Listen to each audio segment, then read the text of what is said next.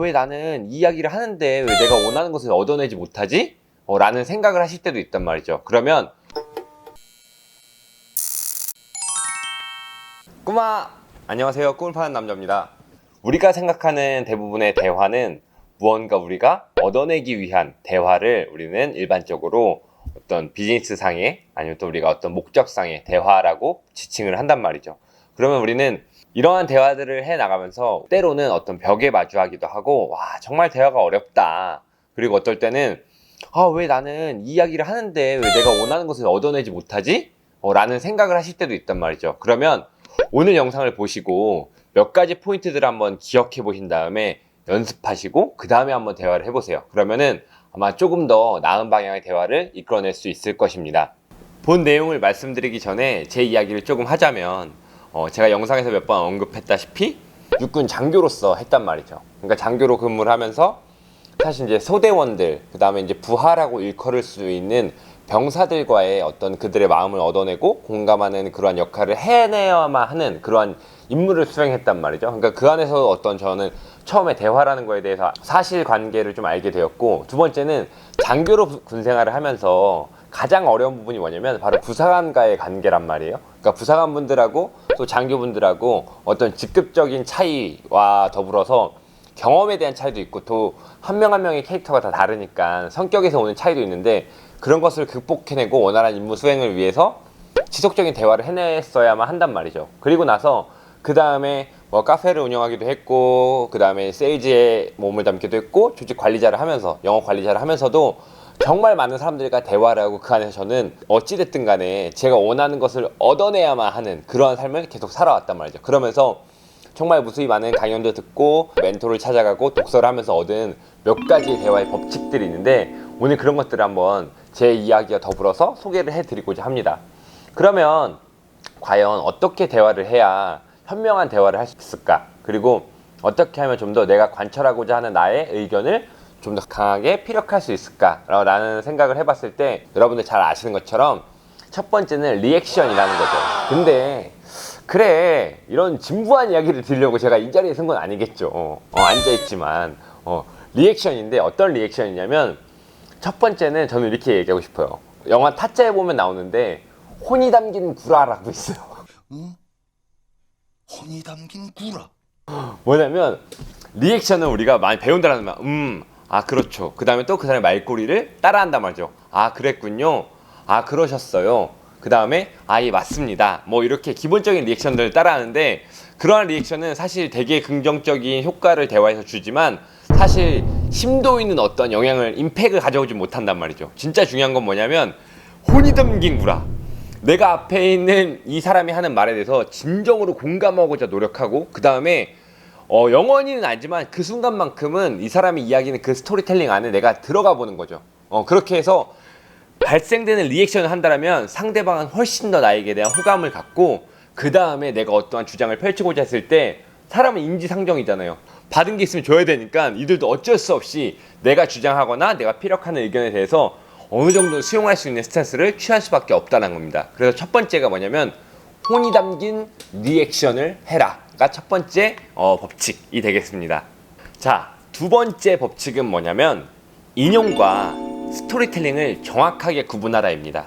뭐냐면 우리는 쉽게 말을 잘하고 그 다음 상대방이 있어 보이게 하기 위해서 많은 인용들을 해요. 어디서 들었는데, 또는 누군가가 이야기한 말을 빌리자면, 또 우리가 많은 잘 알고 있는 어떤 유명인사의 말을 인용해서 우리가 하고자 하는 말을 피력한단 말이죠. 근데 이건 어떨 때는 상당한 효과를 발휘할 수 있습니다. 근데 더 중요한 것은 뭐냐면 우리가 어느 순간에 이러한 대화를 하다 보면 그 대화를 가만히 복귀해 봤을 때 상대방이 느꼈을 때는 이 사람이 10분, 20분 정말 많은 이야기를 했는데 가만히 생각해 보니까 다 남의 얘기만 했지 이 사람이 진짜 얘기는 하지 않았네? 라는 생각이 들 수 있거든요. 그러니까 인용이라는 것과 그 다음에 좋은 표현을 빌려오는 것은 좋지만 제일 중요한 것은 내가 어떤 이야기를 하고자 했을 때 나만의 스토리텔링으로 어떠한 그런 문제적 실마리를 풀어내야 한다라는 것입니다.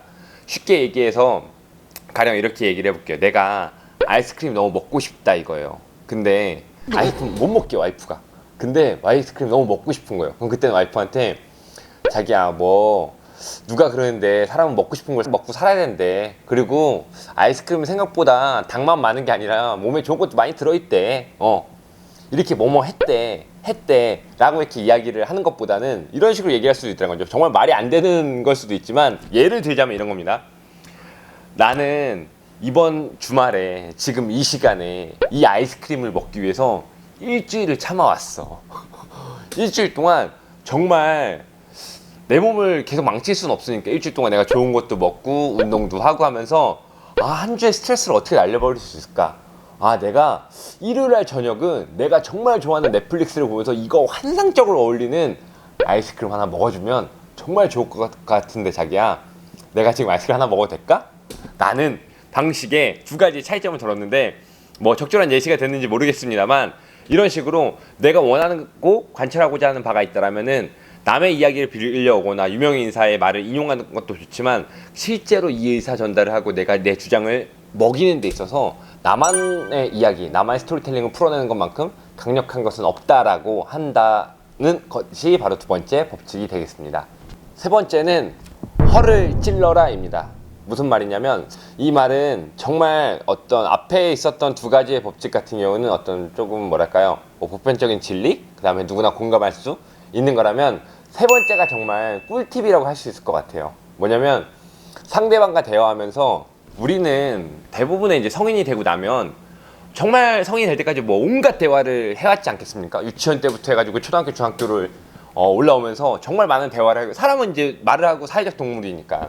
근데 그렇기 때문에 대부분의 사람들은 뭐 여러 가지 뭐 학력 수준과 모든 걸 떠나서도 대부분 어떤 대화를 다 예측을 한단 말이죠. 그리고 표정만 봐도, 그 다음에 어떤 이 사람의 어떤 상황과 이런 걸 봐서 대략 이 사람이 지금 어떠한 말을 하고 나한테 무언가를 요구할 것이라는 것을 예측한단 말이죠. 근데 중요한 건 뭐냐면 여기서 허를 찌르는 겁니다. 어떤 식으로요? 여러분들 혹시 경험이 있으실지 모르겠지만 여러분들이 은행에 이제 주택담보대출이나 전세자금 대출을 받으러 간 거예요. 그러면은 대출을 받으러 가면 뭐 다 그런 건 아니지만 예를 드는 거니까 은행원이 이제 대출을 막 도와주고 나서 이제 막 얘기한단 말이죠. 적금도 하나 좀 들어야 되고, 청약도 좀 없으시면 들으셔야 되고, 그 다음 뭐 보험도 좀 필요하시면 들으셔야 되고, 막 이렇게 얘기를 한단 말이죠. 근데 이제 그중에서 카드도 들라고 했는데 진짜 카드가 들기 싫은 거예요. 근데 이제 은행원이 고객님 카드를 하나 좀 만들어 주시면 안 될까요? 카드를 만드시면 어떠한 혜택이 있고요. 부담스러우시죠? 근데 그래도 카드 하나 만들어 주시면 안 돼요? 이렇게 얘기하는 은행원이 있고, 두 번째 은행원은 이렇게 얘기합니다. 고객님, 카드 만들기 싫으시죠? 표정만 봐도 알 것 같아요. 그리고 제가 고객님처럼 그 앞에 앉아 있어도 저 같아도 카드 만들기 싫을 것 같아요. 근데요 고객님, 그렇게 싫어하시는 고객님을 앞에 두고 제가 그럼에도 불구하고 카드를 만들려고 하는 이유가 있지 않겠습니까? 혹시 제가 그 이유에 대해서 한번 설명 들어봐도 괜찮을까요? 라고 얘기를 한다라면 첫 번째 은행원이 카드를 설명할 때와 두 번째 은행원이 카드를 설명할 때 듣는 사람의 자세는 어떻게 다를까요?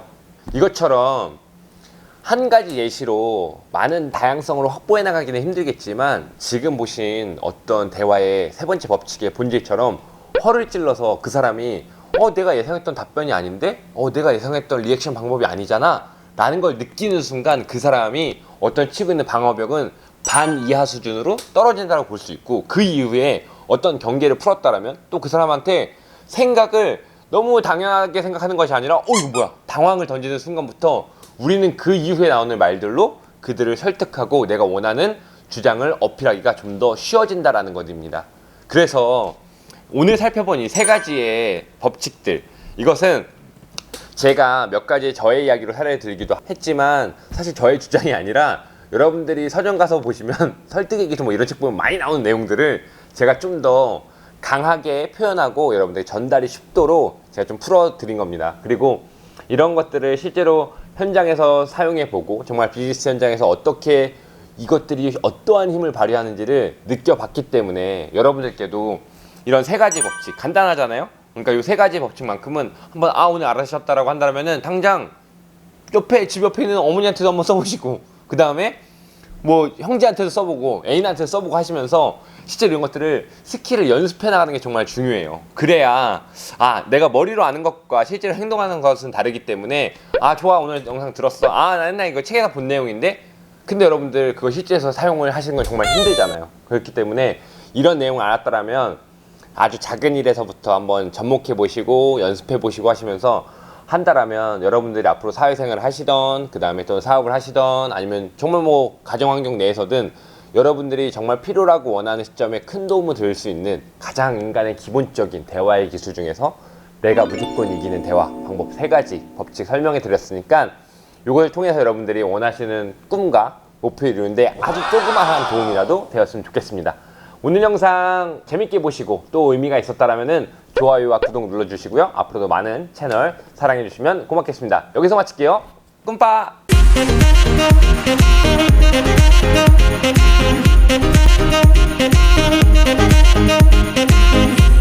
Thank you.